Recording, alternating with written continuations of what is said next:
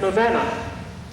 That is, to escape from liability to suffering is the highest goal attainable, and that the way of escape is the eightfold path of right belief, right resolve, right word, right act, right life, right effort, right thinking, and right meditation. All of the aforementioned are applicable and befitting in describing my topic today about honoring the dead, or our ancestors or forebears. It is also synonymous to our culture of filial piety, or of our fourth commandment, honor thy father and thy mother when alive. But what about afterlife? Then the Chinese turn to Qingming, which is a month-long memorial period during which the Chinese honor their ancestors by making pilgrimages to the cemeteries in remembrance of the deceased. Lin Yi Chung Association in Manor is usually the place where the first event is celebrated. Services are held before the grave of the Taigong San or Taiju, or if you so prefer, call it the grand ancestor's tomb. Families and societies usually follow the generations participating. I might like to take time out to explain Lin Yi Chung.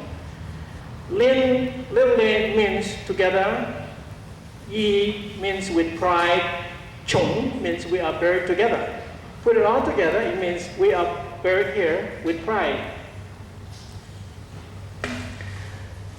During this month, thousands would come to the Mecca of our ancestors to pay respect with ambrosial fruits, wine, and roast pigs. Services are held before the grave of the Taigong San, the grand ancestor's tomb. Incense and candles are lighted.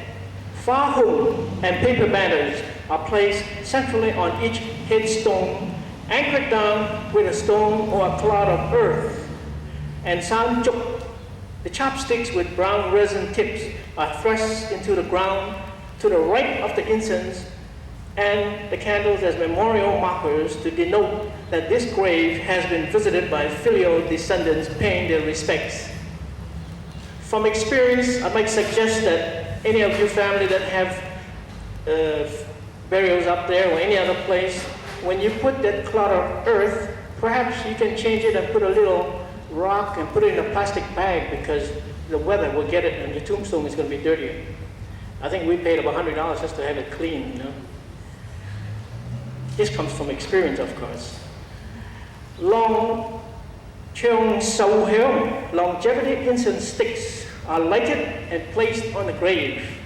Its smoke rising acts as a messenger to awaken the ancestors' soul that they are being honored. Smaller incense sticks also convey the same message. Red Chinese candles, called Cheong Sau Chuk, are likewise lit, their flames licking skyward, creating a passage of communication. A banquet of 5 courses is set, and all is ready for the spirits of the departed to emerge and partake of the feast set before them. As you all know, Qingming is always April the 5th, except the leap year, which is next year. Then it is going to be April the 4th.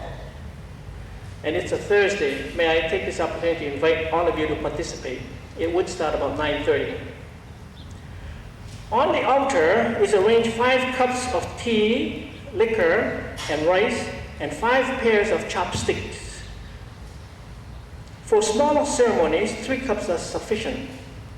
Fish, chicken, pork constitute the Sam San, and all other courses are stewed oysters, tofu, shrimp, mushrooms, duck eggs, roast pork, and duck. Pork is the sacrifice for the pig demon of the underworld, who has control over the release of the souls of the deceased who are paying their debts to the different realms of the netherworld. Oysters mean pronounced housi, good news or blessings. Tofu, abundant wealth. Shrimps, raised with shells on, offering to the watery realm. Also, they multiply in abundance, giving rise to many descendants. Chicken with mushrooms, sacrifice for the heavens. Mushroom is the food for the immortals. And duck eggs, symbol of the yin and yang principle of the universe life, which, when united, represented the virtue of benevolence, purity, prosperity, wisdom, and truth, and in addition to fertility, which ensures a large family. Their oval shapes and rounded contours are symbolic of a feeling of well-being and tranquility. On the right side of the grave, a small side altar is set up consisting of lighted incense, candles, sanjuk, and a plate of boiled pork, and 2 unsalted duck eggs. The plain pork for simple taste of the land god, and the duck eggs, which came from the word ya, or up, means to suppress, hence, to suppress evil. This area is for the Sangha, or the keeper of the graves. When everything is set, the oldest member bows first and bows 3 times, that is for happiness, prosperity, and longevity. Then follows the oldest son, families, grandsons, and male descendants, first and female next, each bowing reverently 3 times. You see, the Chinese are great believers of boys come first. After paying the respects with bowing, paper money and gold and silver are offered in a choi bowl, or a treasure tray. In this is placed the spirit money called gam ngan and tai sui, and set ablaze by igniting the gai chin, serving to bring the dead back. Cheong Sao Heung are symbols of longevity, and 3 sticks are burned in respect to Tin, that's heaven, Di, earth, and Yan, man, and also represent happiness, prosperity, and longevity, heaven, earth, and water. Willow is considered protective against illness and evil spirits. Hence, it is used at Qingming time. It is a symbol of rain, fertility, and normally planted and grown in a cemetery. I have a very large willow tree in front of my yard. I asked my boys, would you like to have a willow tree and I can get it for you? They said, no, it might look like Manor Chinese cemetery. And another friend said, all I have to do is bring a tombstone. Then they can call me Tombstone George.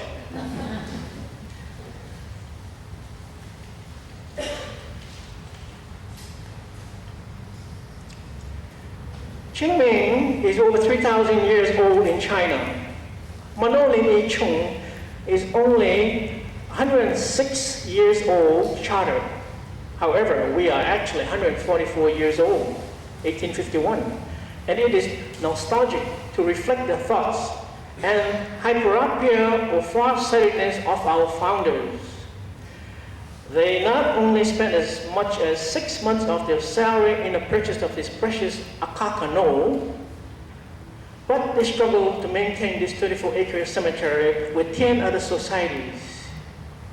We, the successors, are obligated to fulfill the founders' legacy of having a burial site for our progenies or future generations.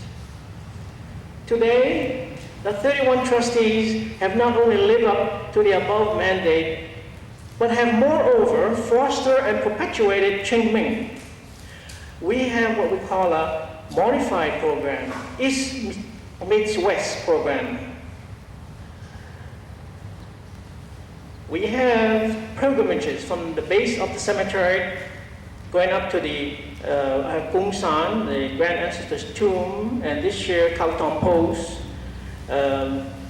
Commander Chong led us with the Royal Hawaiian Band We have also a Chinese band to receive us as the Gatheng Musical Club.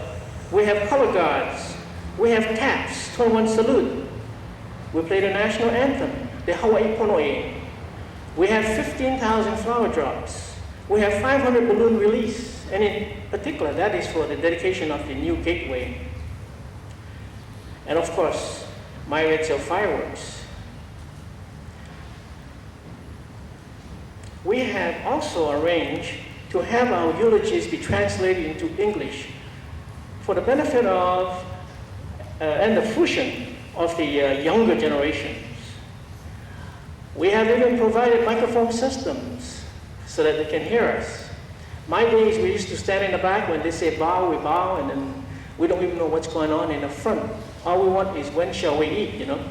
And here's a roast pig in the front there, you know?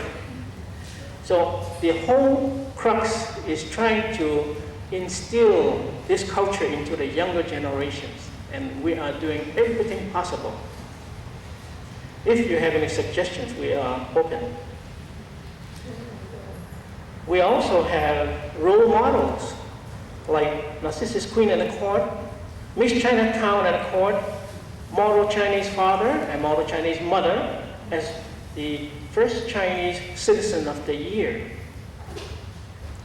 The 31 trustees are usually descendants of the founders.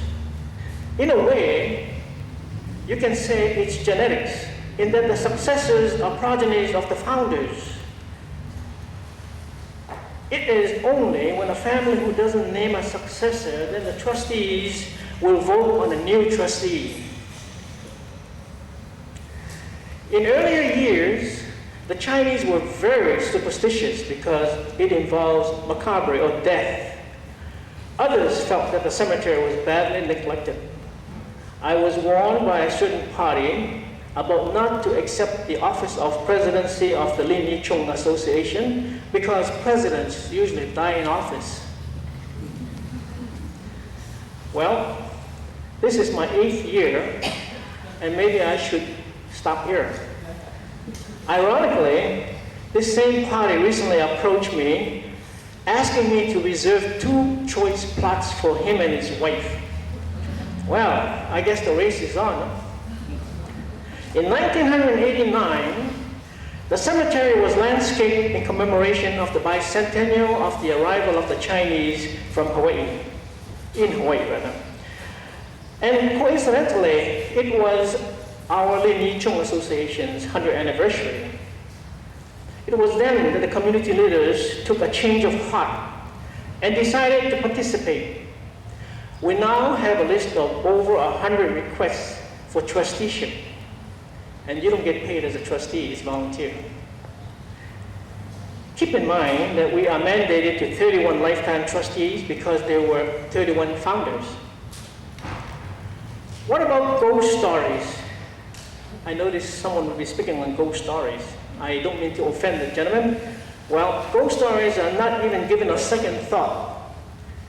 Stories of fireballs and stalled cars are only assumptions. I guess the best way to handle it is to let it lie where it lays. Leave it to postulation. Call it, if you may, ipsi dixit or ipsi facto, meaning an assertion made but not proven, or it is a fact. Don't doubt what you don't believe. My nearest experience was one evening. It was a summer, 7:30 or so. I was watering the willows. And all of a sudden, 2 hands started to wave at me like this, and not like this. I'm sorry, it was like this. No, like this instead of like that. Well, I was scared to death. My hair stood up, and I think fast. I was thinking, I'm not a smart person, but I thought it was the best way to get out of here. So I turned around and I was going to scale the wall. It was a pretty tall wall, you know. What about my car? Well, I care less about my car, you know. Then I say, well, maybe I'll gamble and I'm going to shoot the water at the 2 pair of hands. And I did. And the 2 voices call out and say, hey, Mano, Faishen Mo, Kalabatay. It's only us drinking beer. They turned out to be two cockatiers. Cockatiers are people who drink with each other. They were not ghosts, but they were grave diggers taking a break after work. But I was really scared. Sometimes my wife wondered whether I'm coming home or not.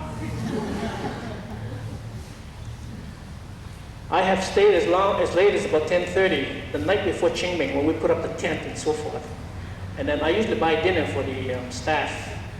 But they don't come and meet me at the bottom of the grave. They meet me on the top. So I have to drive all the way up with the lunch and dinner and so forth. And on my way down, I say, you know, Manon, you wait, you let me go first. And you follow me, okay? And so, in a way, I'm kind of brave. But if you want some real excitement, one day I'll give you a free tour of the bone house. Ask Professor Daniel Kwok. He can give you a lot of details. The first time that I met him, he was escorting a widow whose husband had committed suicide. And it was very nice of them, Dr. Kwok, to be there. The bone house stores the remains that were exhumed, but held up by the Board of Health from being shipped back to China pending cremation.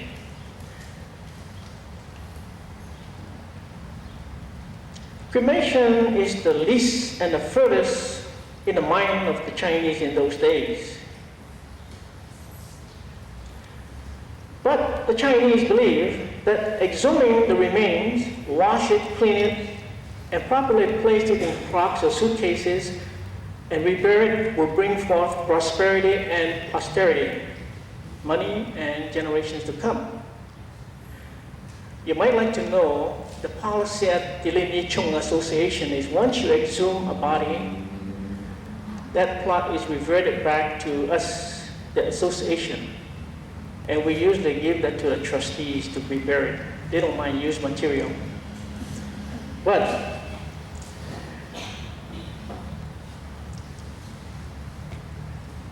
this practice of exhumation and burial is perhaps only 1,000 years old.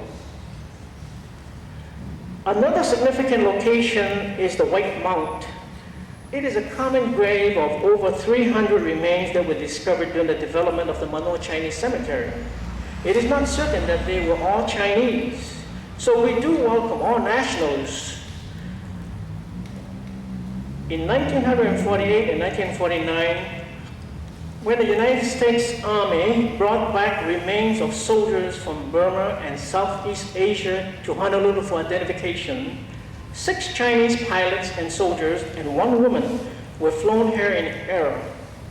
The Army requested that they be buried here, so Living&Dying Association donated a common grave, and this particular grave is marked with serial numbers only. Each year, the Kowtown Post number 11, under Commander James Chong, would pay homage by placing flags and flowers on the Memorial Day and Qingming Day with a ceremony. May I introduce Commander James Chong. Thank you, Commander Chong. Commander Chong offers his services generously. He's a very unselfish person. Thank you, Commander. A little beyond the Manoa Stream lies a historic home of nobility. It is said to be the resort for King Kamehameha and Queen Kaumanu. Some authorities said that after her death on June 5, 1832, she was buried in Manoa. And finally, the famous Chinese detective Charlie Chan is buried in the indigent area under the name of Chan Apana. How many of you know that? I think Commander Chong knows that. And Commander Chong put a little marker, orange marker. So if you get up to the Grand Ancestor's tomb and right by the faucet, there's one faucet there, and look down, you're going to see a little orange marker. It's a tall rod. And right about in the vicinity, you're going to find a name, Chan Apana. And Commander Chong always go down there and pay respect and clean it up. And this is not the Charlie Chan that you see in the movies. My daughter-in-law is Japanese, two of them. And when they heard about this, they wanted to visit the grave, and I was very proud that they came up and we took them down and we showed them all these highlights. Other distinguished burials are that of the Chun Hoons, Henry R. Wong, the first mayor of Chinatown and former owner of Wu Fat, Yang Anin, Wong Bok Hung of Tai Hing Company, Kim Ap Ching, president of American Security Bank, Chin Ho's dad, and our late president, Samuel S. Look, 10th ranked red belt jiu-jitsu professor. This year, a beautiful Chinese design gateway was dedicated on Qingming Day by Mayor Jeremy Harris. We have a picture of the dedication. We also have a picture of the ceremony, and we also have a picture of the people that come and attend the program. Help yourself when you have time, and we have booklets where we have pictures. Also joining us in a dedication was a donor of $10,000 worth of tiles from Taiwan. That's Mr. and Mrs. Danny H.C. Young and Mr. Harry H.W. Young. The architect and the designer was James C.M. Young. Ironically, he's my kid brother, 1 year below me, that's all. But I put my rank on him. And of course, Commander Chong helped us dedicate the gateway. The cost of the gateway is about $25,000. So when you take a look at it, it doesn't look like $25,000 worth. But if you were there from the very beginning and see how they had to dig about 6 feet down and put cement for a base, and the concrete is reinforced steel, you can see the value in it. And probably this will be permanent. In 1994, the Kuomintang organization donated 2 large and beautiful marble lions. It is placed side by side in the Grand Ancestors' tomb. Other organizations will be participating in the years to come. And if all goes well, a second gateway will be built at the Grand Ancestors' tomb. The cost will be much greater because of its location. It's very difficult to get the cement in there. Then the third phase is to rebuild a stage around the ancestors' tomb. All these costs are borne by rentals to Ballet Hawaii and others, sale of graves, and donations. By the time we finish this project, the Mano Chinese Cemetery will resemble a Chinese rock garden with hundreds of palm trees, Manila and Royal, willow trees, beautiful Kauai tea leaves, and others, different assortments, colorful crotons, firecracker trees, and Italian cypress. Many thanks to our ground supervisor, Benny Sacro, and his staff. Feel free to tour this 34-acre Mecca of our ancestors at 3430 East Manoa Road. We have photos and short video that are here for about maybe 5 or 10 minutes. Help yourself to those.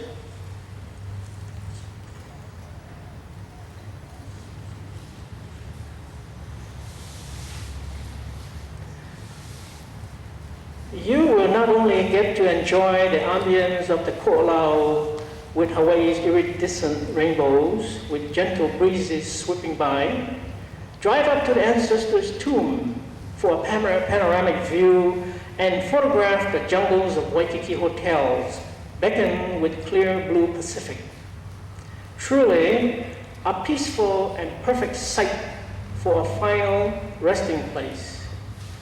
And for the living, the ideal spot for mental and moral self-purification and escape from suffering. The Chinese are great believers of feng shui. Feng shui is finding a good location. And the founders, when they found this particular node, they saw the mountains in the back and the ocean in the front. Chinese like to be buried that way. Next Qingming falls on April 4th, 1996. It's a Thursday.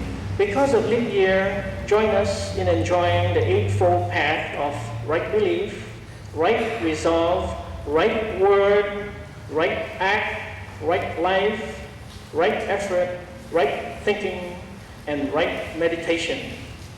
A true tapestry of honoring our ancestors and forebears. Meke aloha paoli ahuyo, with everlasting love, till we meet again.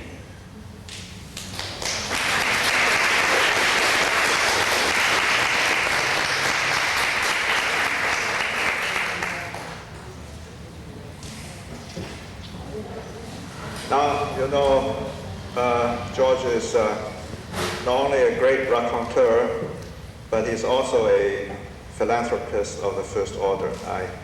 The incident he mentioned, he merely let the ashes of his student be placed at the Manoa Cemetery for free to a young student widow.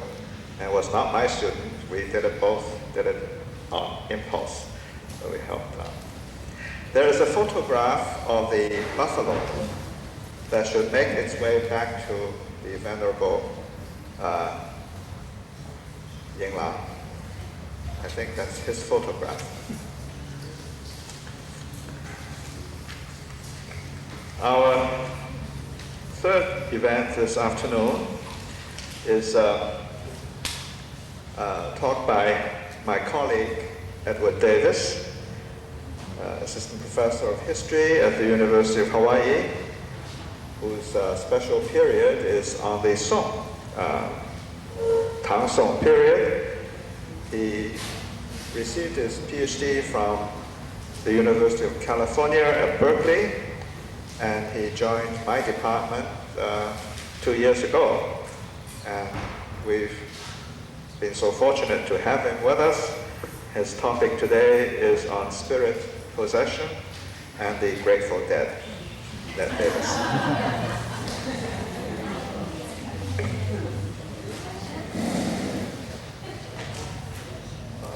Hello, welcome. The title of my lecture may seem a little obscure to some of you. Its meaning will become obvious towards the end of it, however, and I won't explain it now. What my talk is about today is precisely that large ritual complex from which the chants performed so beautifully by Reverend Yinglang, performed for us by him. This is the Great Retreat of Water and Land. That is the name of the ceremony.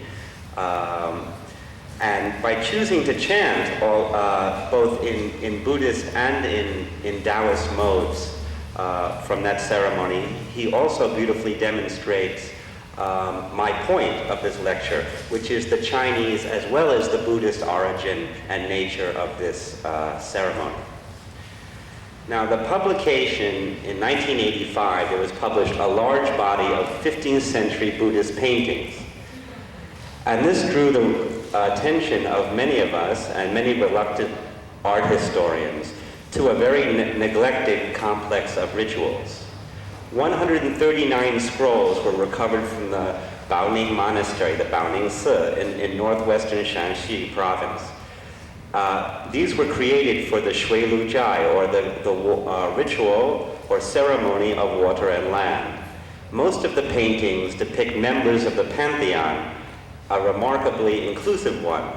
There are 19 Buddhas and Bodhisattvas, as well as 10 kings of spells, Vidyarajas. There are also followed by a great host of Indian and Chinese gods, with astral deities being especially numerous. Now, when we come to the gods of the earth and waters, Chinese visions tend to supplant Indian ones. We find the lords of the 5 peaks, 10 dragon kings, and then the 10 kings of hell and their kind of infernal followers. There are scrolls that illustrate demons, ghosts, and hell beings of all sorts, monstrously formed or undergoing horrible tortures. The entire invisible world is there, from the heights to the depths, portrayed with a lot of epic verve. Now, most arresting of all these 25 paintings that came at the end of the series, in contrast to the divine or demonic contents of the other scrolls, They depict human figures and scenes from social and anti-social life. There are, on the one hand, all these paragons and patriots.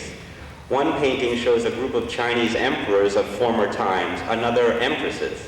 Loyal ministers are there and generals, and one scroll depicts worthy Buddhist monks, another Buddhist and Taoist nuns, and still another noteworthy Taoist masters and scholarly laymen. There are outstanding moral exemplars, men of proverbial filial piety, women of proven chastity. And one scroll even commemorates assorted professions, with diviners, entertainers, and merchants representing daily life right on the margins of respectability. In contrast to these pictures, the remaining ones are devoted to lesser, sadder faiths. In wild landscape country and detailed domestic interiors, the paintings show assorted modes of poverty, misery, and violent death. There are people fleeing from the troops and abandoning wives and children, and there are people in the agonies of death by fire, suicide, starvation, stabbing, poisoning, drowning, and even judicial execution. There are travelers perishing on the road, far from home, murdered by brigands, and there are women dying in childbed. A final scroll depicts the ragged consolers of the poor, a shabby exorcist with musicians and actors. They are far drabber band than the entertainers who divert the well-to-do. These scrolls, which were found in '85, are in excellent condition. They were repaired and remounted in 1705 and again in the 19th century. They were said to be hung on the monastery once every year on the anniversary of the Buddha's birth, the 8th day of the 4th lunar month. They are numbered on the back, allowing them to be arranged in a proper ritual order. And just as the upper echelons of the pantheon consist mainly of tantric deities, so the commander of this huge assembly is Vairochana, the Dharmakaya or cosmic Buddha who dominates the tantric Buddhism in China and Japan. Another corpus of water and land paintings was published in 1984. It was found at a monastery that bears Vairochana's name, the Bilu Se, in Hebei province. In this case, the images are permanently in place, being painted on the walls of a separate chapel behind the main hall. This special building served as a central focus when the water and land rituals were performed in this monastery. Now, in our time, and I want to talk about now how this ritual was performed, in our time, the most spectacular performances are held in Buddhist monasteries and normally last a full week. They often coincide with the Ghost Festival in the 7th month, but are by no means limited to any one time of the year. Some monasteries were accustomed to carry out the Shuilu or water and land ritual 4 times a year, once each season. At Gold Mountain Monastery, on the south bank of the Yangtze River downstream from Nanking, the ceremonies were performed 7 times annually. The ritual was something of a specialty at Gold Mountain, since the ritual is supposed to have originated, in fact, at that monastery. At the nearby monastery of Baohuashan, renowned throughout China as a great ordination center, the Shuilu was held twice yearly in conjunction with the mass ordinations carried out in spring and winter. During these periods, in addition to the 200 resident monks, some 500 ordinands would be staying at Baohuashan. This huge meeting of monks would swell the processions and chanting and make the giant ritual all the more impressive. The ordination weeks were a time of special strictness, hence also of special purity, and would attract large numbers of well-to-do lay patrons from the nearby urban centers in Jiangsu province. Let me just summarize some of the characteristics of the Shuilu ritual before telling you what happened. First of all, this ritual is huge. It's big. Whenever possible, is conducted on a scale fully commensurate with the entire corpus of paintings which I just described. It demands many performers, usually 60 ordained monks, plus numerous extras. Considerable space is needed as well. Even if the monastery maintains a special hall for the purpose of the ritual, the stage properties spill over into other buildings. As we shall see, there are two sets of altars, an inner altar and an outer altar. Procession of monks and acolytes periodically move from site to site, wending about the entire monastery. And of course, large numbers of lay visitors, the sponsors and beneficiaries of the ritual, must be lodged, fed, and entertained. A proper shui lu is very long. It takes precisely about 7 days and 7 nights. The shui lu is also large and ambitious in its aims. It undertakes to save not only the dead ancestors of its sponsors, but all the dead, the orphan spirits that wander among men with no one to make offerings to them, as well as the famished ghosts and all the other tortured beings that inhabit the hells. It is in fact the culmination of all rites of offering to the dead, a ritual of sacrificial feeding and symbolic cleansing which leads the spirits of the dead to rebirth in paradise. The shui lu thus dominates all public ceremonies of ancestor worship, as well as all the other palliatives against the potentially dangerous wandering souls. Yet if the shui lu is thus the really yin Chinese ritual, the yin ritual, for the benefit of the dead, it also presents the ultimate yang ritual for enhancing the status of the living. The merit amassed through making offerings on such a gigantic scale will naturally be entered on the donor's otherworldly accounts. Not only will this help them towards a fortunate rebirth, it will also be reflected in their present lives by radiant health and increased prosperity. These are, of course, the corollaries of all ritual well performed, but in opening up such a grand field of merit to potential patrons, the creators of the shui lu ritual were also offering the ambitious a significant channel for increasing their prestige among their fellow men. It is not surprising then if, in addition to dominating the Ghost Festival of the 7th month, in some parts of China, the shui lu might be a major ritual event in any or indeed every season of the year. Now, great rituals have always rejoiced in really grandiose titles. The name of the 16th century manual from which all others derived about this ritual by the great monk Zhu Hong was entitled Protocols for the Performing of the Feast of the Victorious Assembly of Water and Land for the Saints and Commoners of the Entire Universe. Zhu Hong explains this modest title point by point. The meanings of the terms are obvious enough, but the expression saints and commoners requires some comment. It is already found in 11th century manuals. There are 4 classes of saints and 6 of commoners. The saints are the Buddhas, the Bodhisattvas, the Pratyeka Buddhas, and the auditors.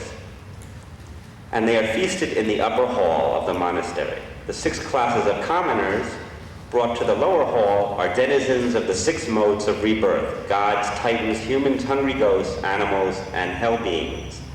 But despite this distinction, Zhu Hong is at pains to stress the universality of the ritual. All these beings, from the noblest to the most vile, have the same Buddha nature, the potential for achieving enlightenment. Though a great banquet necessitates a hierarchical order of service, this feast is truly intended to be shared by all, and may be compared to the great Christian All Souls and All Saints Day, the All Saints Day first, and then the All Souls or Commoners Day the following day, and this is in a way a very similar structure. Now, Zhu Hong's manual was based on manuals from the 12th and 13th century when this ritual was elaborated. His manual also became the basis for all subsequent manuals into the 19th and 20th century. Let us then use it to briefly describe the main events of this ritual, and then I will try to give an explanation.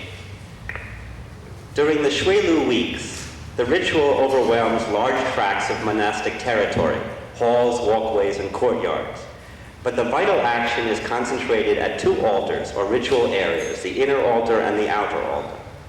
The operations carried out at the circular inner altar are said to benefit the living. At the outer altar take place rites for the benefit of the dead. Now, in the afternoon, before the shui lu starts, a penitential text is recited at the inner altar to the accompaniment of a small bell and drum. Penitence is the essential preliminary to all miracles of transformation that follow. One team of monks is assigned to the inner altar, another to the outer. The outer altar has 6 foci or centers, independent ritual areas. The first is the great altar, where a squadron of 24 monks recite and perform the Liang Emperor's ritual of penitence, a work attributed to the Emperor Liang Wudi of the 6th century.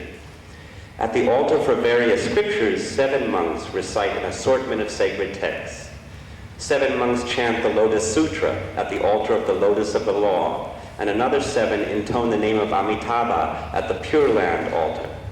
2 monks recite the Huayan or Avatamsaka Sutra at the Huayan altar. The 6th focus is the Yoga or Tantric altar, also called the altar of edible offerings. It is here that the rites of feeding the flaming mouths or hungry ghosts are performed every night during the Shui Lu's duration. The ritual is said to require at least 60 ordained monks, but the principal activity is carried out by a team of 4, the chief priest, who is responsible for the mantras, mudras, and visualizations, 2 readers, a lector, and an assistant lector, who recite numerous official documents, and then the master of the feast, who takes charge of the offerings. The activities of the first day of the ritual proper open at the 3rd watch, or 3 or 5 o'clock in the morning, with the sprinkling and purification of the ritual area. The monks start with the outer altar and proceed to the inner, reciting mantras to seal off these regions from the profane world. The manual provides the text of all the necessary incantations, as well as describing the contents of the chief priest's visualizations step by step. It also gives the full text of all the numerous official documents that are read out as the ritual proceeds. By means of mantras and visualization, the chief priest is able to summon a host of spirit messengers who will carry the announcement of the feast to every corner of the universe. Banners are erected on tall masts, which clearly indicate where the ritual is being held and serve as temporary perches for the spirits when they arrive. At 7 o'clock, the 4th watch, on the morning of the 2nd day, the grand assembly of saints are invited to the inner altar. The occasion is a great communal bath, prepared by mixing ground camphor, saffron, and sandalwood with hot water. The mixture is placed in 2 bowls, one for male, the other for female, and surrounded by a curtain. The chief priest then issues the invitation to an extraordinary bathing party, beginning with the cosmic Buddha Vairochana, the Dharmakaya, or body of the law, the biggest body of them all. The list extends down through the patriarchs of the Shui Lu ritual, and in a 19th century text, they are joined by 2 later Shui Lu personalities, the 13th century Buddhist historian Zhirpan, and the 16th century Zhu Hong himself. The Indian deities and these worthy Chinese, who include also the very pudgy poet Su Shi from the Song dynasty, all join this colorful line at the bathhouse. When all have arrived, the bath curtains are lowered and the monks and lay sponsors are able to sit down for a short rest. As soon as 2 inches of incense have burnt away, they all rise again, and the chief priest pronounces a mantra which clothes all the freshly bathed spirits. His associates then read out a long series of formal statements to the deities, excuse me, requesting their full participation. How the monks and laymen and lay donors now spend the rest of the day is not specified, but at 7 o'clock on the morning of the 3rd day, the deities in the upper hall are all fed. They are served an ample and diverse meal, including tea, cooked rice, and vegetarian dishes, all set out on the little tables bearing their tablets beneath the paintings. In addition to these specially prepared treats, they are also given the standard ritual offerings, lamps or candles, incense, flowers, and fruit, as well as small volumes of scripture representing the gift of the law or dharma. There are also quantities of small paper money. The chief priest systematically goes down the list of distinguished guests, category by category, presenting the offerings to the assembled spirit, spirits using mantras, mudras, and visualizations, as well as much ringing of the Vajra bell. The reading of additional statements follows. At the 5th watch, or 9 o'clock, another ceremony begins in the upper hall. The deities are entreated to grant pardon and remission to all other beings, and particularly to all the other lesser spirits who have still yet to be bathed or fed. Afterwards, at noon, a vegetarian banquet is served to all the monks who have been working at both the inner and outer altars, and they were also given little gifts of money. Operations in the lower hall begin early in the morning of the 4th day. At the 3rd watch, 3 o'clock, the lesser spirits are summoned, the planetary gods and astral deities, as well as the commoners of the invisible world. 2 hours later, during the 4th watch, they are all bathed. The procedure follows the one used in the upper hall. In this case, though, there's an effort to avoid the grotesque mingling of species. The chief priest first visualizes the entire group as being transformed into the semblance of men and gods. Elsewhere in the text, it is stated that the gods in the ritual look like Taoist priests, and the men resemble Confucian scholars. It is as very sedate, respectable group, then, that all the spirits now step into the bath. Once bathed, the spirits then have a sermon preached to them. Next, the precepts which must be obeyed by bodhisattvas are first expounded, then administered. In fact, the spirits are treated just like new converts, with courtesy and a certain condescension. The revival meeting atmosphere is even more apparent on the 5th day, which opens at 5 in the morning with a long bout of hymn singing. A hymn is intoned promising salvation to all in the radiant golden light. Now all duly bathed, between 7 and 9 o'clock, the spirits of the lower hall, who are now all duly bathed and indoctrinated and inducted, finally receive their own banquet. By the time all the various classes of beings have been asked to eat, the monks have fully earned another noon meal of their own. At 5 o'clock on the morning of the 6th day, the monk starts with more hymns, then goes on to recite a whole new series of documents. Their object is to transfer the merit which they have gained through their benevolent ritual deeds. Buddhist monks regularly renounce the credit that ritual brings to them. They send it on to their supporters by a formal transfer of merit, or in this case, to all the creatures in the universe, on whose behalf they have been acting all along. Afterwards, if one wishes, the ceremony of releasing living creatures may be performed. Animals specifically bought for the purpose are solemnly given their freedom. That night, a great feeding the flaming mouths takes place at the yoga altar, the tantric altar, attended by all the monks and laymen. On the morning, and this is the last part, of the 7th day, the grand general offerings are made, this time in both the upper and lower halls, a truly universal feast. After the monks have lunched in their turn, the spirits from both halls are conducted to the outer altar. The saints are also sent back to their respective otherworldly abodes in the course of the afternoon. As usual, the most dramatic events are reserved for after dark, when the texts of all the official documents read out in the course of the ritual are burnt, along with all sorts of other paper, talismans, spirit money, boats, and pavilions. A final feast is set out for the hungry ghosts, and the Shuelu proper comes to an end before midnight. But the spirit commoners from the outer altar apparently continue to loiter on.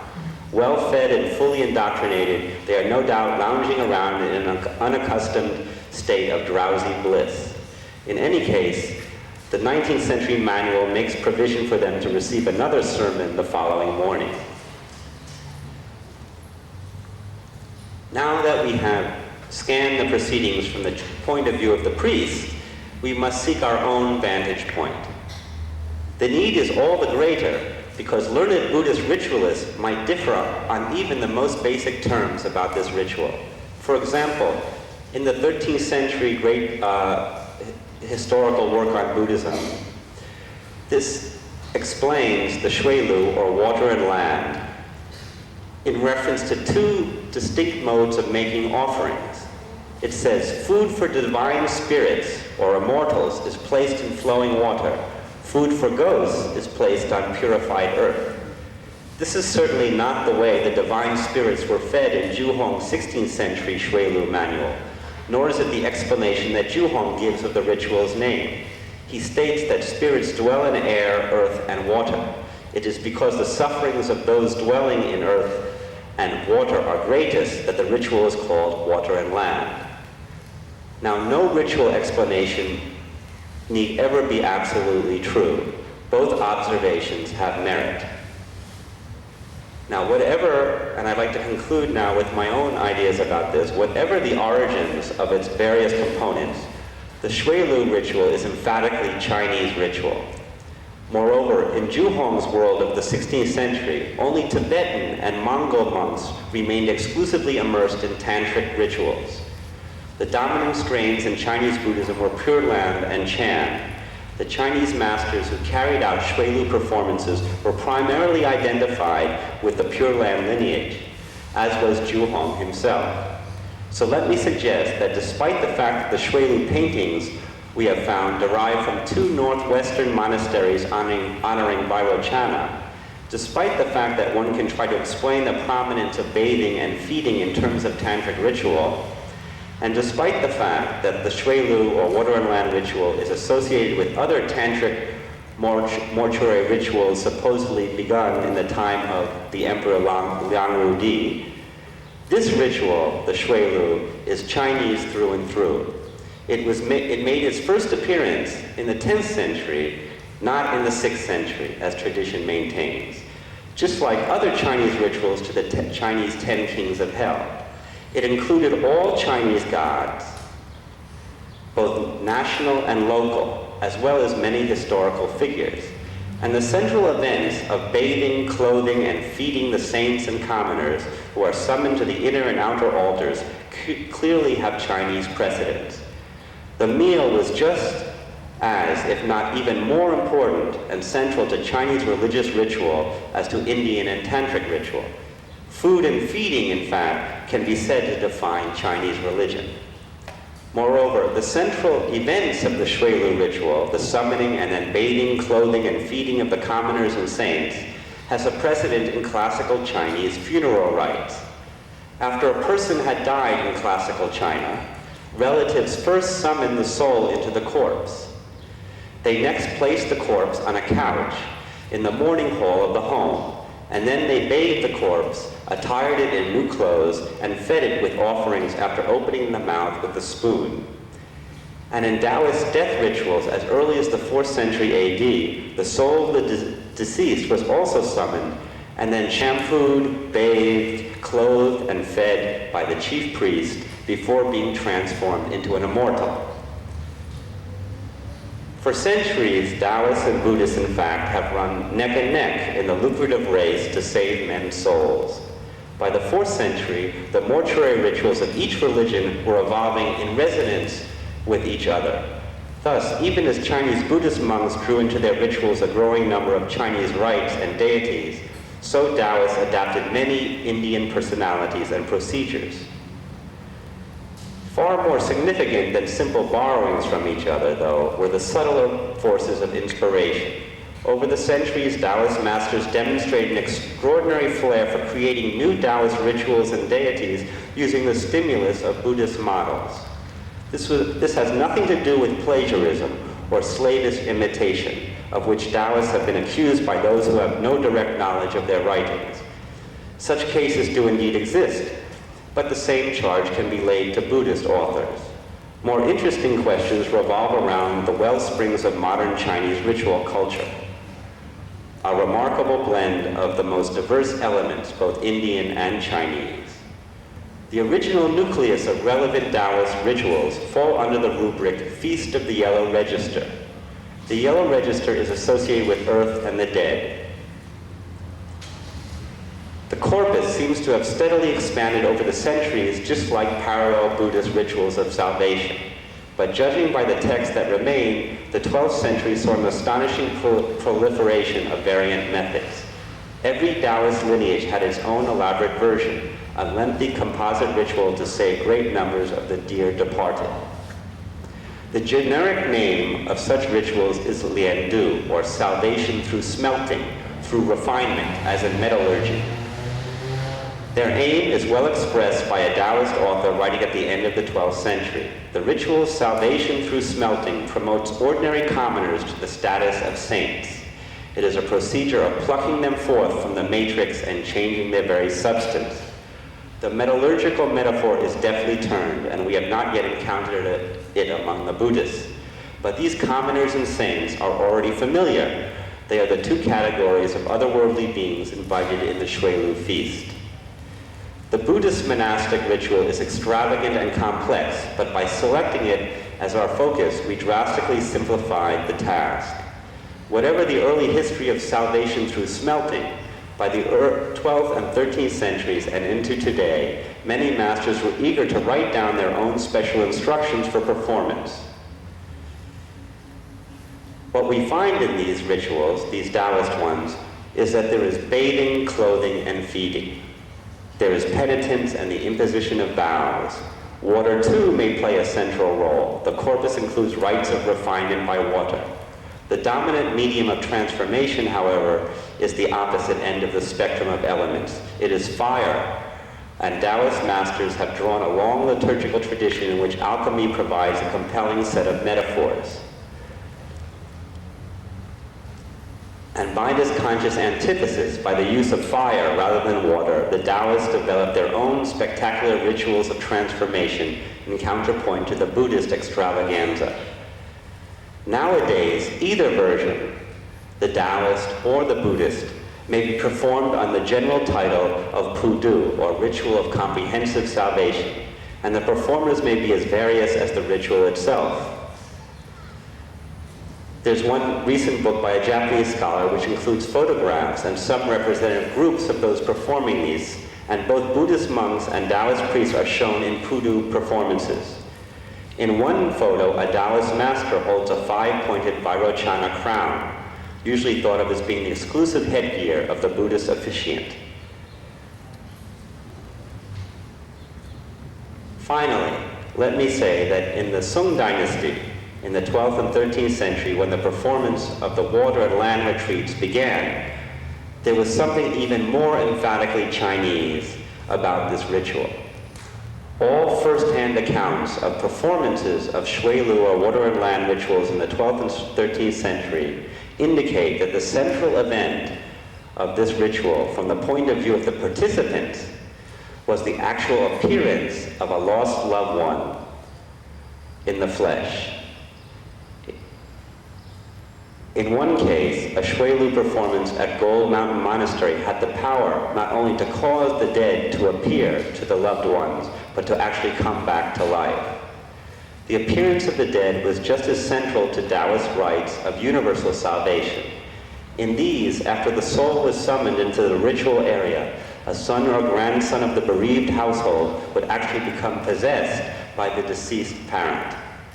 The central importance to the Chinese of the appearance or embodiment of the dead goes back, I believe, also to ancient Chinese classical ritual. Among the aristocracy of the Zhou dynasty, in the first millennium BC, a grandson of the deceased would be led into the ancestral temple, clothed and fed, and then would become possessed by the deceased. An invoker would then pass on his blessings to the family members. Just as in the later Buddhist water and land and the Taoist yellow retreat, the dead would pass on his gratitude to the survivors directly or through the mouth of his young descendant. In the 5th century BC, when Confucius said, "Worship the spirits of the ancestors as if they were present," Ji Shen Ru Shen Zai, the Chinese of later times understood this quite literally. Thank you.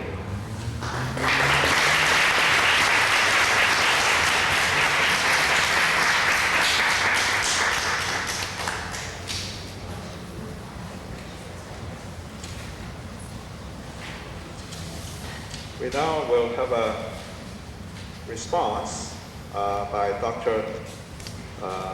Ling Yutan from San Francisco. I think you met him this morning. He did his work at the National Taiwan University and received his doctorate in logic from Berkeley.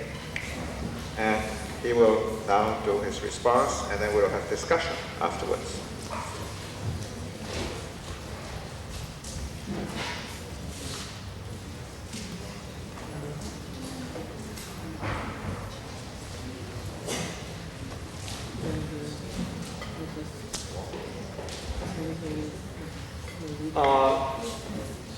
I will just try to make some remarks about all the talks that we have heard today. For example, when I listened to the talk by Reverend Fisher, he quoted several poems by the famous Chinese Chan layman Pang Jusi. And so at that time my thinking is that, now so many people like to talk about Chan, and often what they are talking about is more or less just at the level of concentration meditation, that kind of meaning, or vipassana, be aware, be present. Yeah, but so far as I understand it, the Chan that people like Pang Jusi was, practicing is at a higher level. It's the realization of the Dhammakaya. It's at that level. And I have a book on Chan and Pure Land, following the teachings of Yogi Chen. I went into more detail about that. So perhaps people who are interested in this can take a look. And I think, when I heard Miss Yuk Pang Lau talk about her service to the community, I think we all should say our thanks to those kind of service. Yeah. To many immigrants here, it's so important to have someone who, understand your situation and try to help from your point of view, Yes. And about the Alzheimer's disease, Sister Chung, she mentioned that one of the problems is that in other important events in life, you have a ceremony to mark the occasion. But in this case, it's a long process, and so it's like a blurred reality.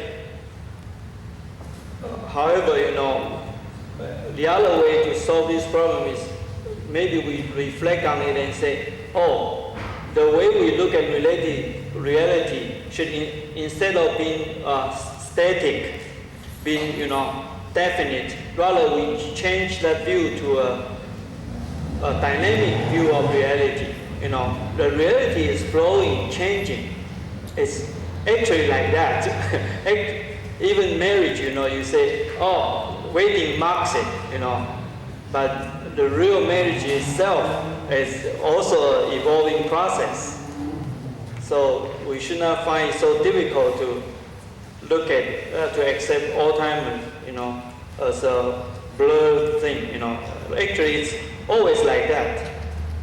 And of course, the problem about this kind of view of reality as something that's constantly changing is that then you have anxiety because it's uncertain, right? And to counter this kind of anxiety, my belief is that simple Buddhist practice that involves pure sensation is usually very helpful. For example, chanting is good because it tries to bring you back to pure sounds.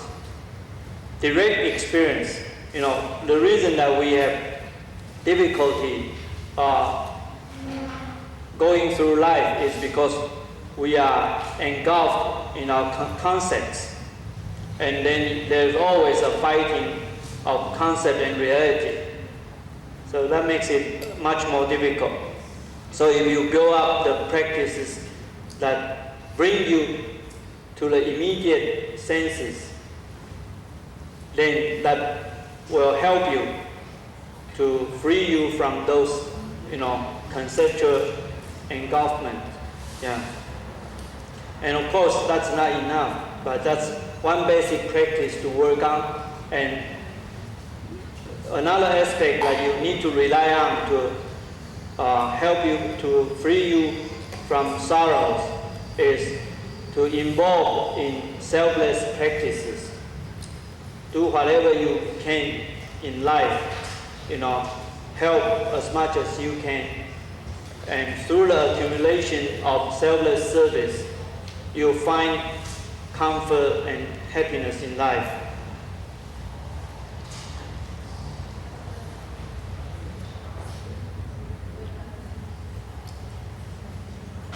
And then,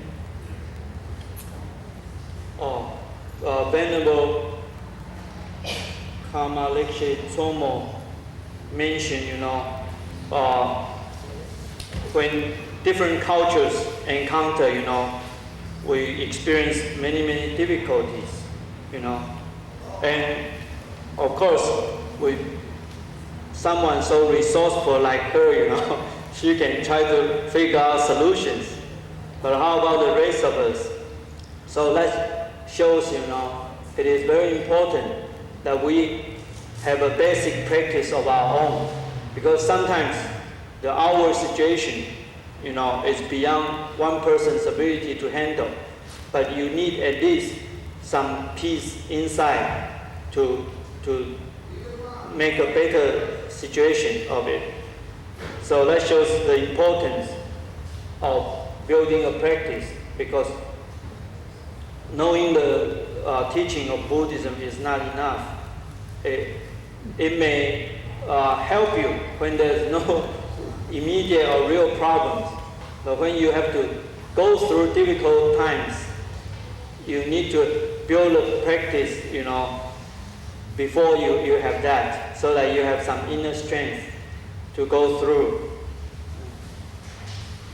And then about the talk by Venerable Inland, of course, in his teaching, there are many precious teachings contained in his talk. And when he discussed the topic about carrying karma to the Pure Land, it's a famous phrase used by many Chinese Buddhists, 带业往生, to carry the karmas. However, since we don't have much time to go into detail, I just would like to bring out some points that we have to be careful about if we talk and think in terms of carrying the karma, because one immediate difficulty in this kind of phrase is that then how do we distinguish Pure Land from the realms of transmigration if karmas can be carried there, And he cited as reason for establishing carrying the karma to the Pure Land is because he said in the sutras, they say there are people of different levels all go to the Pure Land. Or if there are levels that should be decided by different karmas. However, actually, if we study the sutras carefully, actually, before 带业往生, before carrying the karma to go to the Pure Land, usually it's said through Buddha's grace, 藏佛慈力, through Buddha's grace, you can do this. Actually, a better way to phrase it is instead of saying carrying the karma is through Buddha's grace, your bad karmas are purified. Then you go to the Pure Land. So it's 消业往生 instead of 带业往生. Purify your bad karmas, then go there. But then he can say, how come there are different levels? Well, the levels are decided by their lack of merits or their degree of maturity in wisdom and compassion. If you understand it this way, then there's no difficulty. You won't say, oh, then where do we draw the line between Pure Land and the realms of transmigration? Yes.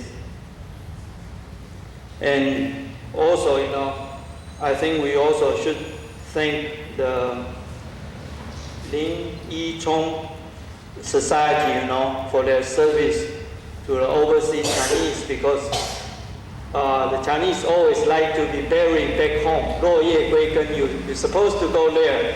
Now they're offering you the second best. You bury with your folks. So it's a great service to us. Yeah. And thanks to Professor Davis for explaining to us in such great detail with such scholarship.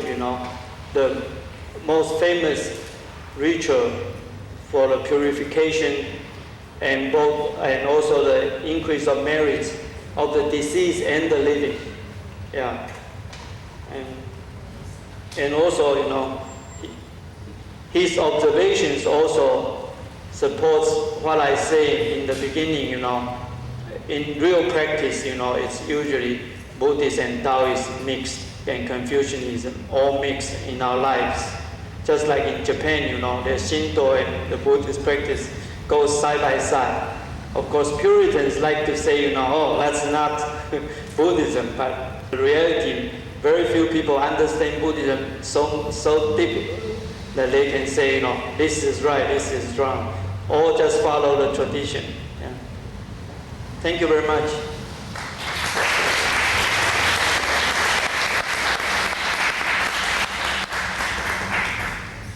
All of the speakers today come up here for discussion, or David, how do you want this run?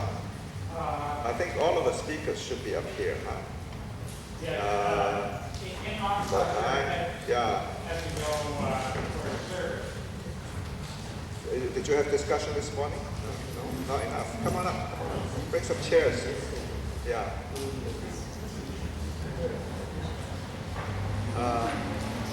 Can I help with the chairs at the same time?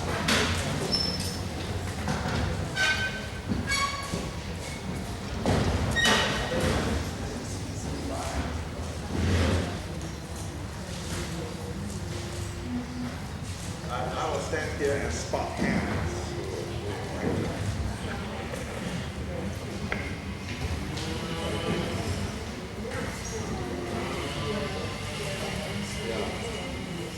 Please, yes, David. Well, I had one question about the possession, the spirit of the deceased returning and being received by a medium that Mr. Davis referred to at the end of his presentation. I know Mr. Young was commenting that he kind of that made him a little leery, the idea that the dead person may come back. But you were suggesting, and I think, and could you elaborate on it, that was really a part of Chinese culture from very early days, for 3,000 years almost. Was it restricted to just certain areas or times, or how general was it? Could you discuss that a little bit more? Yeah, it does have its own independent development, and it's not necessarily, that's why I distinguish between the ritual from the point of view of the priest, from the point of view of the participant. And it seemed that particularly in the Song Dynasty, when this ritual was elaborated, it was that point, it was at a certain point when the soul was summoned, all the saints and commoners were summoned, that the power of the ritual made the participants, that is, the people who had given a donation so that their ancestor would be recognized along with all the commoners and saints. The ritual was so powerful to them that they would envision their deceased at that time. And there are accounts of this described. And so from the point of view, what I'm distinguishing is that this is a Buddhist ceremony with a Buddhist message. And the participants are probably for the most part, lay Buddhists as well. However, for many of them, the intimacy with the dead, which is so important to the Chinese, was retained in this type of setting. But it's not central to the Buddhist conception of this, nor is it mandatory. I mean, it's something that we only see at certain times in certain places, particularly in Southeast China and in Taiwan, and it's more prevalent in the Taoist versions of this than in the Buddhist one. Does that help? Could I ask some more questions about this? Again, the Buddhist, we sometimes talk about the 49-day service, and then the rebirth. Could the ancestors of these selected examples, if they have been dead 3 years, 5 years, 10 years, yes, might they also reappear? They might reappear, but it only in the case that they had not been through this ceremony once before. In other words, once they're reborn, they will not reappear. Once you've gone through this ceremony, even in the Taoist fashion, and you've become an immortal, you will no longer appear. It's in that transition. Basically, it applies to those who are just deceased, and it's in that transition between either dressing the corpse and burial, or before the final rites are performed. So it only occurs in that liminal period before the spirit is transformed into a new life. Could I ask if Dr. Lin, if those ceremonies, because they happen occasionally in San Francisco or in California, or just your experience with that? Well, day before yesterday at the banquet, I just heard one of the ladies present. She mentioned that when a few years back she attended one such ceremony in Taiwan or in Southern California. Another lady actually saw her parents came, and she didn't see anything, but she felt a cold wind on her, and her body became cold, and then she just kept crying. And all these kind of possibilities were foretold by the monk presiding the ceremony. Yes. May I add a little bit to that, Professor Chapel? Many times when we're having our Qingming ceremony, like you see in this picture here, during the course of the ceremony, all of a sudden we find there's a strong wind comes by. And we were told by the priest that the spirits had come back to thank us, and it's a good omen. But no harm has been done. The many times that I've been up there, I don't have the fear like I used to. My mother used to tell me, don't go up there after 12 o'clock. And I guess she's kind of superstitious, very superstitious. She doesn't live in under the ladder, and she's afraid of number 13, what you call that, claustrophobia.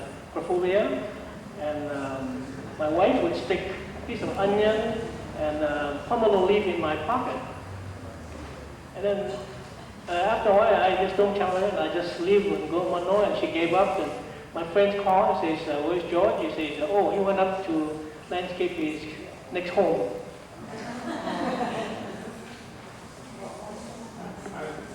Let's say, do you have, or Mrs. Law, do you have any experience of the spirits coming back? Well, I myself have a story. When I worked in Kuala Lumpur Immigrant Service Center, we used to have a volunteer come visit to our office every Wednesday morning from 8 o'clock to 12 o'clock to answer phone calls for us.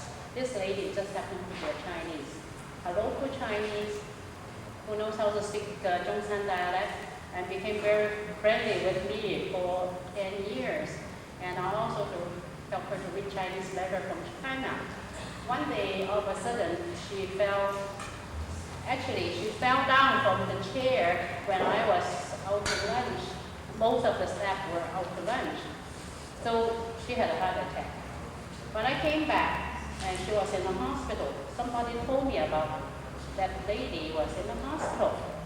So I stayed in the office that day. It was about 6 p.m. I usually work very long in my office. And then another coworker came by me. He said, I'm going home. You are the only one, stay here. Do you want to go home too? Then he said, oh, you wear strong perfume. I don't wear perfume because I'm allergic to a lot of strong smell, including this lady. But anyway, he told me about that. So I said, no, I don't wear perfume, but it's 6 p.m. Even though I wear perfume, it's supposed to be gone.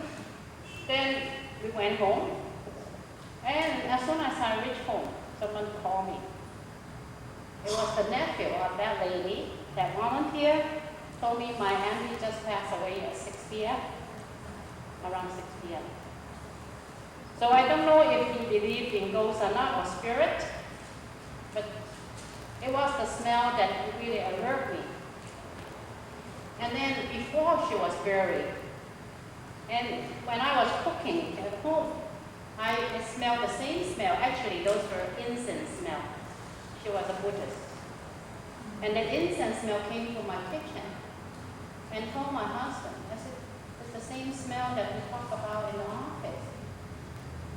And then the day before she was buried, in our office, another Filipino worker came running to my office. Hey, I smell the same taste, that you talk about. Then finally, we said maybe she came back to visit us. Is that, so? Because I'm a practitioner, so sometimes I have experiences like people ask me to do poa, the ritual to help the deceased. And when I do it, sometimes I will see someone appear. And then I call back and say, I saw this kind of people, and they say, that's it. So it actually happens. Yeah.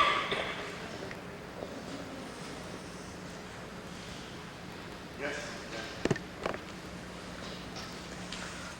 Thanks for your presentation, and I learned much. And I feel very similar Korean tradition and Chinese tradition.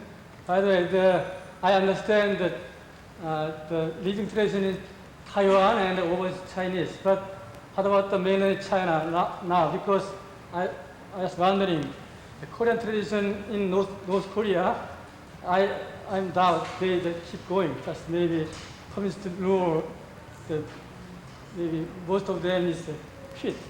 So how about the mainland China? Do you have any information that such we can understand through the materials between Song or Ming or just later through the document, but living tradition in mainland China, how could you explain this? Keep going or something changing?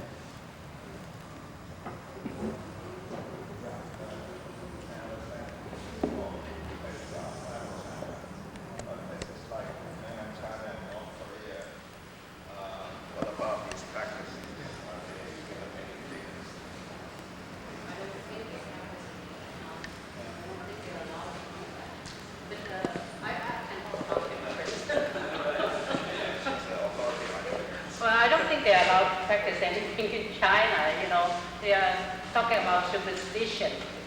So, but I do know that those immigrants who came to Hawaii, they do believe in Buddhism, although they don't burn incense at home. And sometimes they told me they secretly put something up in the back room. So when the government officials came to visit, they would just close the tin can, the tin can that we put oil into it, and they open just like a door. So they put their ancestor inside or whatever Buddha they believe to, and to offer something. At that time they don't have incense, but they just do whatever they want to do. By the time the government official come to visit, they close it right away and becomes a tin can. So you don't know that they're worshiping something.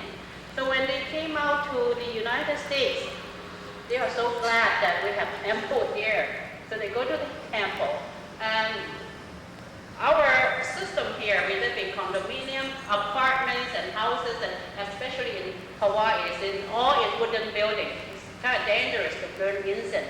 So that's why when you go to different temples, you see lots of Chinese immigrants coming to visit the temple instead of doing outside of the temple.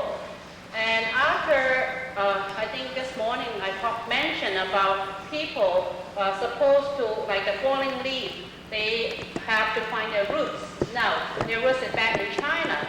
Since they are not able to go back, if the communists is going to occupy China for the time being, or they are afraid to go back, and they told the children, my ashes will be sent to San Francisco, because as I mentioned, their children are not able to find job in Hawaii.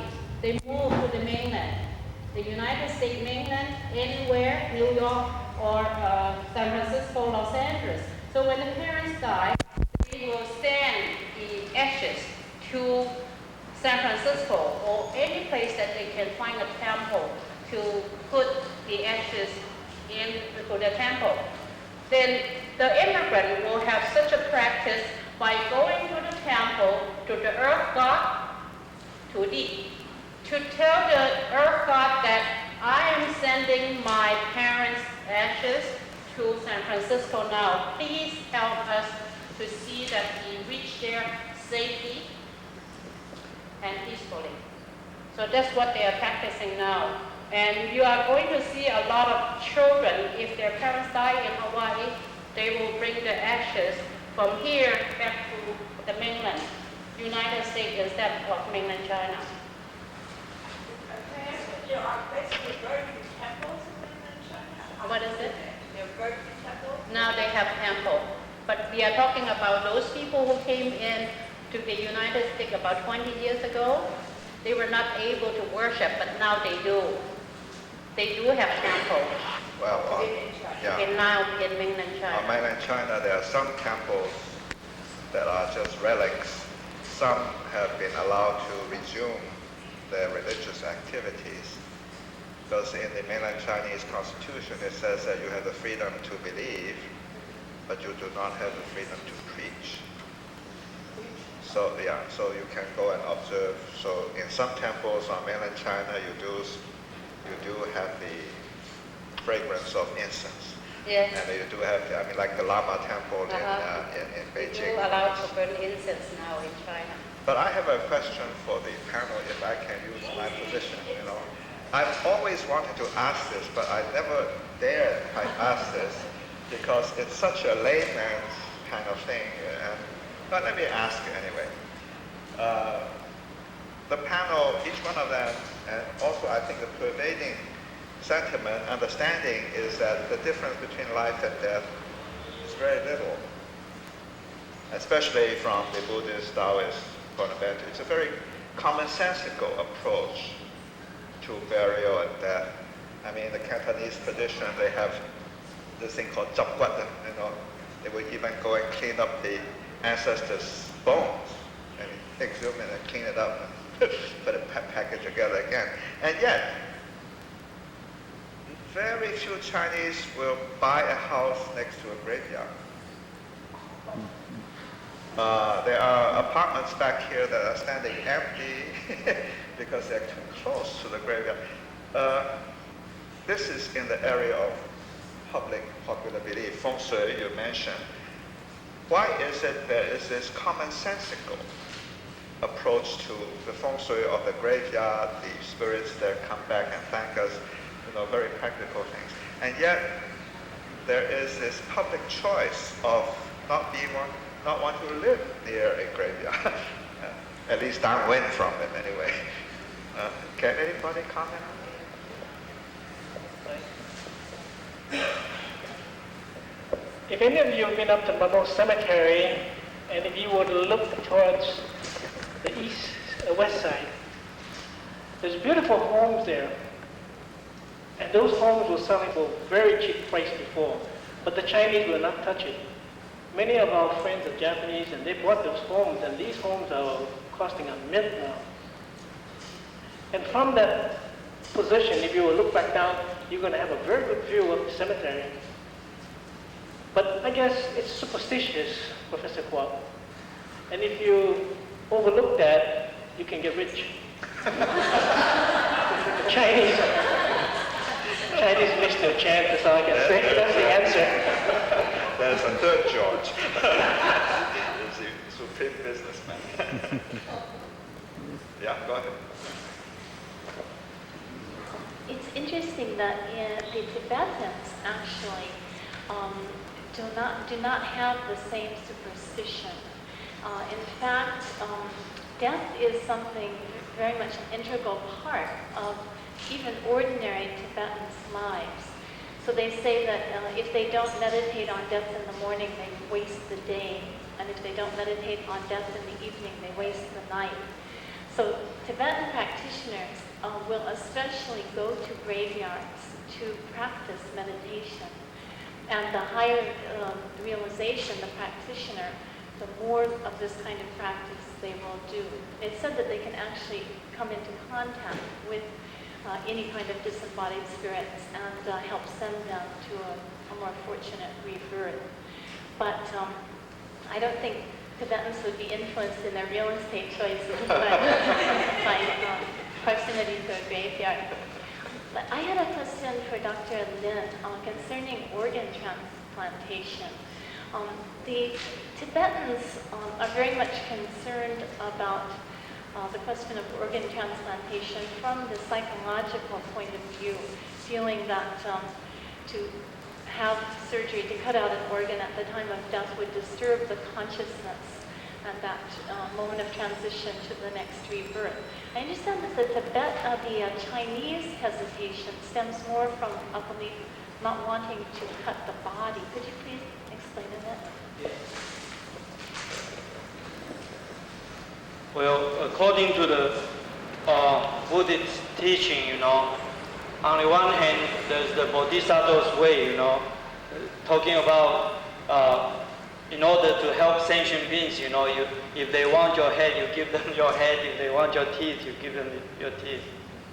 And on the other hand, there's a teaching that even when the Western doctor pronounces you dead, since the body is still warm, you are just in the process of dying.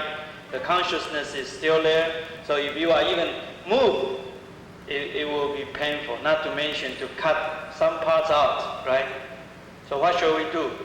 First of all, for example, in case of accidental or violent death, I think in those cases, because now we have reports on people coming back from near-death experiences after accidents, and at that time they actually already are out of the body, right? They even see what the paramedics are doing to them. So my thinking is like this. There are two cases. One is the normal death, then it's still a gradual dying process. Then there are other cases that's a sudden forced separation. Okay? So in case it's been forced to go out already, probably the operations won't cause suffering. And in case of still gradual normal death, it's a matter of choice. If you have firm belief in the Bodhisattva way, I believe that you will suffer, but by paying that price, you can save other people. So it's a matter of our choice. Yeah. Thank you.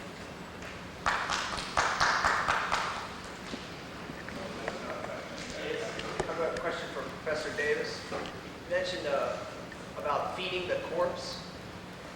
Can you maybe expand on that a little bit? Because I've heard a Korean friend of mine said that used to be a tradition in Korean funerals where they actually would place spoonfuls of rice in the corpse. to feed him on his way, or I'm not sure exactly. Could you?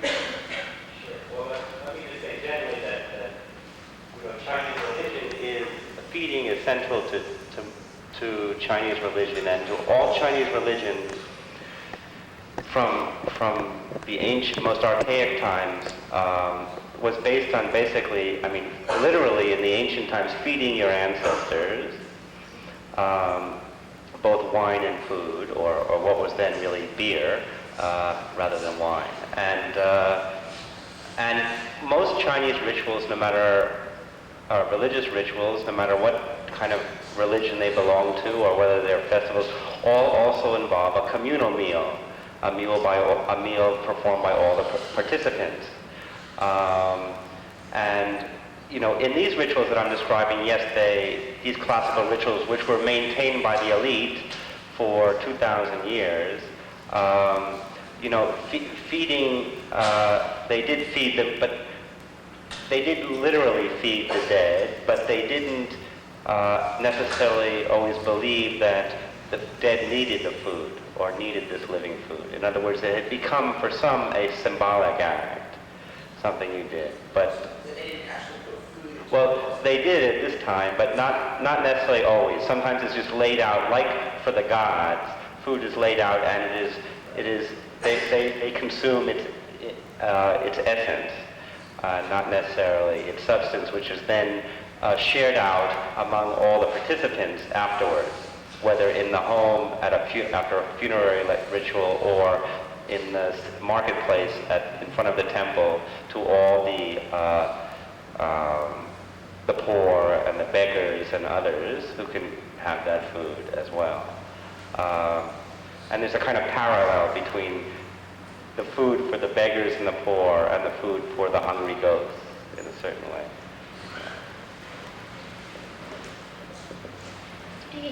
Speaking of food, I was wondering, Mr. Young, when you gave your presentation, you spoke about the offerings that were made at the grave sites. And I noticed that most of the items on the menu were meat. So I'm wondering how the Buddhists would respond to this situation. Do they participate in Qingming? And if they do, how would they handle this custom of offering meat which they wouldn't feel comfortable with? Let's say the meat itself is mostly chicken and fish and duck, but not beef. At a funeral, after the services, the strict Chinese tradition is not to serve meat. But if you attend one of these recent ones, these younger generations, they'll have a xin choy with beef and things like that. And as long as you don't have any old-fashioned folks, they will not be criticized, As far as the food that we have there, we leave it there, and there's some talking about some youngsters coming around and scavengers and pick up the food and eat. It doesn't happen anymore at the Mono Cemetery. We do have our supervisor, Benny Sacro, to pick up the food almost 2 days after that, not later than that. But the meat itself is actually chicken and fowl and fish, not the beef itself. Does that answer your question? The priest you had there was a Taoist, he's not a Buddhist. Yes, a Taoist priest, yeah. By the way, besides having Buddhist burial and Taoist, we do have church services and so forth, besides allowing any national to come in. In regards to feeding the corpse, any of you have heard of when a person dies, for a man they put a diamond, for a woman they put a pearl. You understand that, of course. Not to say anymore, keep them quiet, something, peace, Yeah. If a man dies, they'll put a 10-cent coin in there to seal the person's mouth. If a woman, they'll get a pearl and put it in. And I know when my mother died, she was making about 7 clothing, Dr. Lin, the Chinese believe in that. And the last one was a white one. That's the one that she was supposed to be wearing first. She did not finish that. So when she was in the hospital, we couldn't understand her why. She said, "Don't touch my room." And then because of our ignorance, I told my wife to go ahead and clean it up, and we ordered a new bed because she was coming out.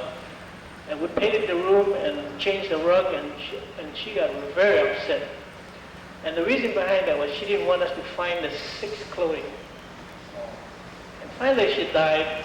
We couldn't sew it. My wife couldn't sew it. We have to have outsiders because of the needle, like prick her spirit. This is Chinese custom, Taoist, I guess. Huh? What do you mean prick her spirit?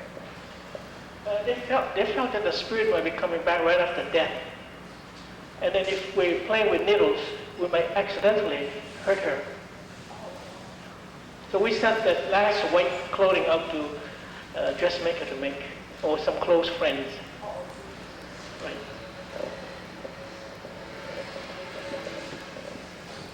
Our Qingming festival is a folk festival. So no matter you are Buddhist, you're Christian, or Taoist, we all come to make offering to our ancestor. So when we talk about meat, I think it's okay to serve meat, especially we bring a big roast pig to make the offering. Professor Davis, I'm sorry, when you talk about spirit possession, I assume it can be, benevolent or malevolent. Could you say some more about that? What determines, there are any cultural beliefs about which way? Well, in China, it means that people go into trance, and the group around them interprets this trance as that the person has identified their personality with an ancestor or either a ghost or a demon or a spirit, and so they can speak in the voice of this spirit. They can talk to the living. They are mediums, and this is still quite common in Taiwan and Hong Kong, and now increasingly again in Southeast China. And the spirit mediums were basically the central religious figures in Chinese villages, and from ancient times until now. And they would become, during the festival of the gods, the earth god you spoke of here, the earth god's birthday, there would be processions, and they would become, some young boy would become possessed by this earth god, and demonstrate the god's power when he was possessed by performing all kinds of exotic acts and things like this. And this represented the kind of communal identity of the village. And this has remained fairly consistent in China for 2,000-3,000 years. And in a way, all Chinese religions have to deal with this and come back to it in some way. You can also be possessed by malevolent spirits, and then in that case, you call it a Buddhist monk or a Taoist priest to help you overcome it. Well, it's usually, I would say that usually, yes, but it's usually this way of dealing with what we would call in the West psychosomatic illnesses. And when these occur, this is a purely Western view, but these situations, that is, you might go to it, let's say you're feeling a certain way, you might call a priest in and say, I'm feeling this way, and he'll examine you and he'll say, well, you got a medical thing, go see a Western doctor. Or he'll look at you and say, all you got is this, go to the Chinese, the herbal medicine doctor, the pharmacist. Or he may say, no, this has nothing to do with physicals. This is a demonic illness. This is caused by your deceased aunt or something like this. In other words, and that generally includes those things which we would call in the West more psychosomatic, psychological type illnesses. But the Chinese are very functional and they can accommodate all of these. They can clearly distinguish between things that an herbalist can take care of, a Western doctor, a Chinese doctor, a Confucian doctor, and an exorcist, and so we make use of psychiatrists,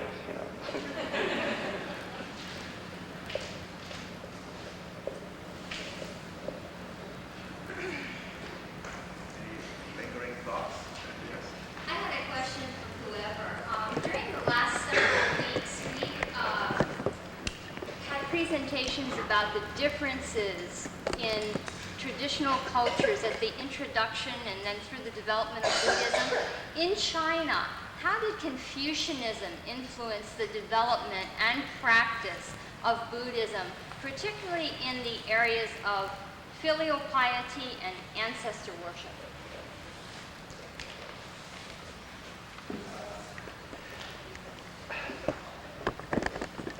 Confucianism, basically, for any religion to be successful in China and to persist, it had to ultimately deal with the ancestor cult in China. And so what we see is that after Buddhism came from India, and during the 3rd, 4th, and 5th centuries AD, and began to flourish during that period, ultimately it won basically the hearts of the Chinese masses by the 5th, 6th, 7th centuries, by essentially becoming the mediators of the ancestral cult. That is, and because Buddhism was early on was very much attacked, I don't think for good reason, but it was very threatening to the Chinese because, you know, they don't like people leaving home for life, you know, without ancestors, producing children and other things. So to the early Chinese, this was a very shocking thing. But in many ways, Buddhism proved that they could deal with filiality and the ancestor cult as well as any Chinese, and so they became, in fact, the prime arbiters of that cult for almost a millennium. And there's really ultimately no contradiction except in the minds of some very adamant and ideological Confucians between Buddhism and the kind of Confucian worldview of the Chinese. I don't know if that helps explain anything. But you know, so that the ritual that I described to you is the ultimate filial act to your ancestors, to perform, to be a donor for these Buddhist rituals. And the Buddhist community, the Sangha and the monasteries became, you know, the primary repository, you know, for many of the rich and for most of the poor of the kind of their ancestral cult. And of course, Confucianism presupposed certain very, very old ancestral cult worship. Yes.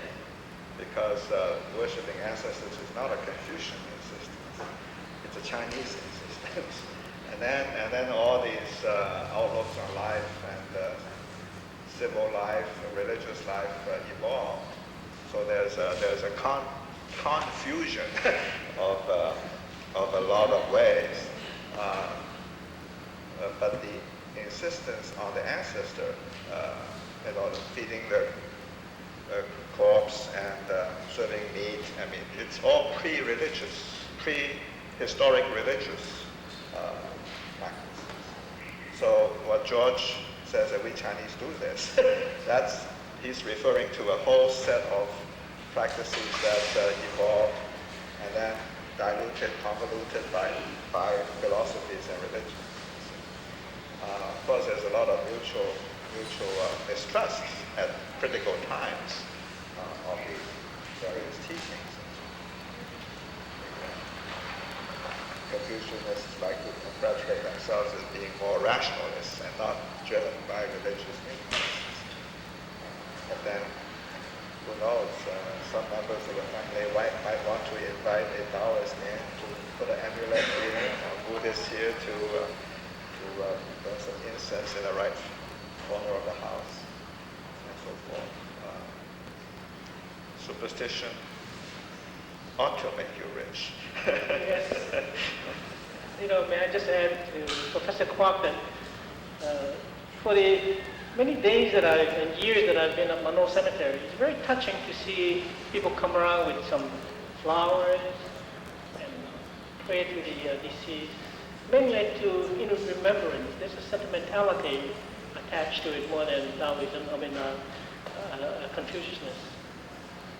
We landscape the place because we can't go from grave to grave to landscape, mainly to make the place look good and honor these people that are buried there. then just yesterday, when Professor Lin was up there doing some ceremony, I don't know whether you saw a young middle-aged lady girl. She goes up every week, and the mother comes up every week too, and the grave is most beautifully decorated with fresh flowers. That's where they had the burial yesterday. And it's very touching. And we have a baby section in the front. As you face the cemetery, the grand ancestor's tomb is on your right. That's a baby section. Many times I've seen family members come in with a bouquet of flowers or a basket of flowers, and they even bring their own water, not knowing whether we have water is all connected already. And it's very touching. And it's because of that that gave us incentive to continue on. And the other phase, of course, we like to foster and perpetuate Qingming. One last question. Okay, all right. Earlier this morning, I believe it was Sister Earlier talking about Alzheimer's. This question is for anyone. And it made me wonder, when a person does have a disease or illness where they're going in and out of consciousness or awareness, or they are suffering from a loss of memory, how do you facilitate them preparing for their death to achieve a kind of peacefulness, to prepare them to die? What is the relationship between rational consciousness and spiritual transcendence within the Buddhist belief system?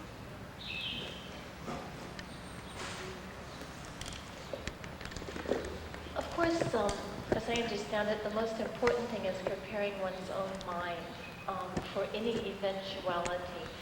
I learned this actually the hard way when I got bitten by a snake and almost died about 5 years ago in India. And I found that during the 3 months that I was in the hospital, my meditation practice was really important, and I wished I'd done more of it, because especially in great pain, controlling the mind is not an easy thing to do. Now, when a person loses consciousness, at least in the Tibetan tradition, and I believe in the Chinese also, there is a tradition of chanting for them. As we learned earlier this morning, the bedside service, the relatives or friends can gather around and do some chanting on the person's behalf. And this actually happened when I was very critically ill. A young monk from the Dalai Lama's monastery came and did certain recitations for me. And so it's said to have a certain power, even if a person is unconscious, to hear teachings. Tibetans have many stories about birds that overheard the recitation of a sutra and gave a higher rebirth in the next lifetime. So it's both. It's individual responsibility for the practice and preparation, and then in cases where that's not possible, in great pain or unconsciousness, that friends and family can also help. It's said to be much better than the tape recorder idea. Some people have been programming their computers to recite Omitoko or Omani Padme Hum, but most of the Buddhist masters I've talked to really laugh at that idea. So there has to be some motivation, some energy input. But I have an experience of my sister's mother-in-law. She was in coma in LA. Actually, she was a member of the Kwanyin Temple in Hawaii. So when my sister called me about that, and I said, why not I go down to see the Sifu? And then I talked to her, and she gave me the tape. That's the tape that Dr. Lin just played today. So she took it to the hospital and played it close to her ear, and she was. And when you look at her, she feels very peaceful. So after a week, she died peacefully, as compared to a week before. So I think it does help.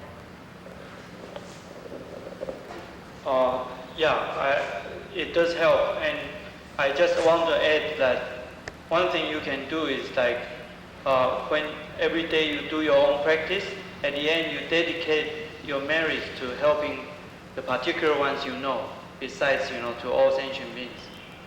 Yeah.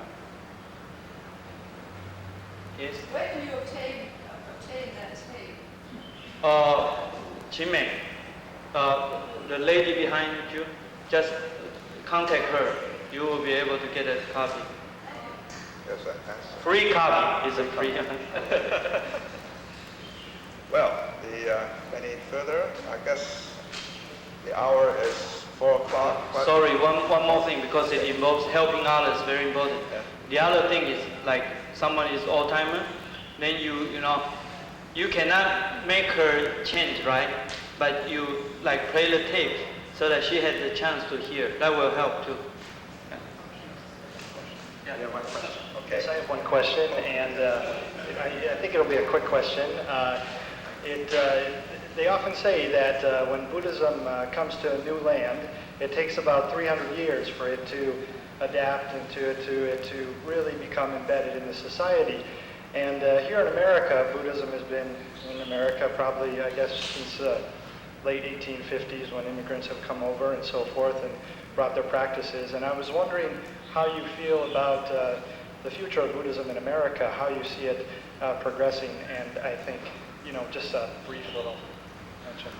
Dr. Living. Well, I think how it will spread depends on the need of the population. And now that the pace of the society is moving so fast, everyone's attention is much stronger than before. So the need for spiritual teaching is more, and also the spreading of information is much faster now.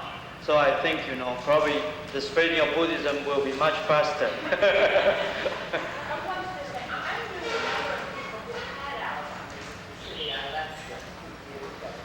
What I noticed there wasn't in a Chinese culture where the whole familial relationship was quite different.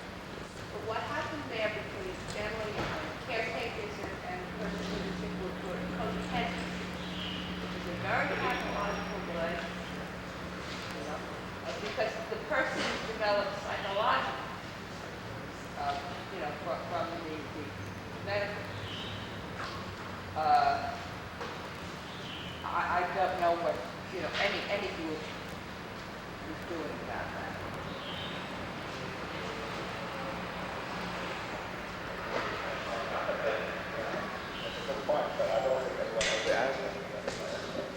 Well, I think we will have to call a halt to a very interesting afternoon.